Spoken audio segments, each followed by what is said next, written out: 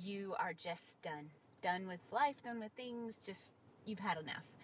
I want you to hear this because this is something I've been meditating on and it's been so good. And it's in 1 Kings chapter 19. It's about Elijah. In the chapter before, we see Elijah with this big showdown with the prophets and God shows up. I mean, he shows up in a big way. In the next chapter, we see Jezebel after Elijah.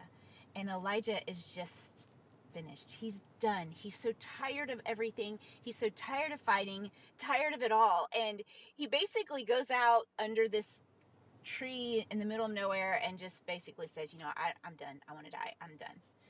And God comes to him. And I love this. And don't miss this. He says, eat. Here's some food. Eat. And I love it because he doesn't come to Elijah and goes, Elijah, get it together. What is your problem? He says, eat and drink. So he leaves him some food and eats and drinks. Well, Elijah just lays back down. He's like, okay, whatever. And he drinks and eats and then lays back down. God comes to him the second time and says, the journey is too great for you. You need to eat some food. You need to drink. Again, God is not reprimanding him for his depression and frustration. He's just saying, here's some food, here's some water, the small things, right? Just the essentials, just necessary things.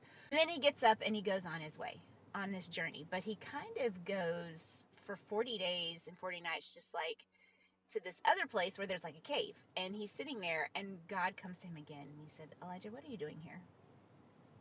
And isn't that a great question for us? Maybe you're in this place and God's saying, what are you doing here?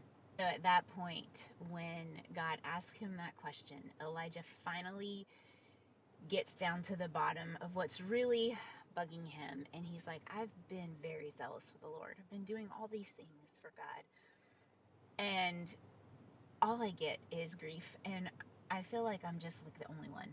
I'm alone.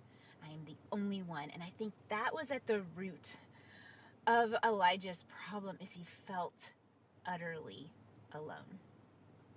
And God gives him this gift. And he says, go out there. I'm going to pass by you. And then a huge wind whips by, and Elijah's probably thinking, surely this is God, and nothing. And then an earthquake shakes the ground, and Elijah's like, okay, this is it, but nothing.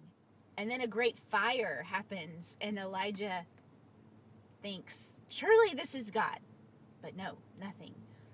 And then this still small voice.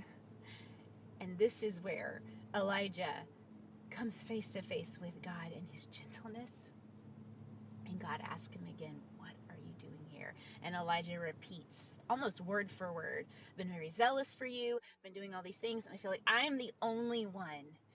And God tells him to go and to anoint these people for king, for just different things. He says, I want you to anoint Elisha as your replacement, as the next person for you to kind of mentor and come under. And I just think God's kindness in this story, his gentleness with Elijah, he didn't reprimand him for his depression. He gave him food and water, something very simple.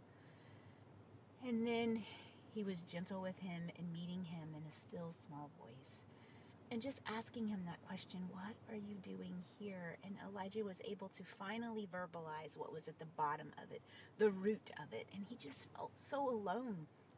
And God gave him Elisha to help follow him for some time. And then eventually he would pass that torch on to Elijah. I just love this story. There are so many elements in the story, so many layers of the story. God comes to us in a still, small voice, in our frustrations, in our anger, in our sadness, whatever it is you're going through. Listen for that still small voice. Sometimes we try to look for it in the fire and the earthquake and the wind and the big things, but God's like, I just want you to hear me and answer this question. What are you doing here? Wherever you're at, wherever you find yourself, really think underneath all the big things that you see and ask yourself, what am I doing here?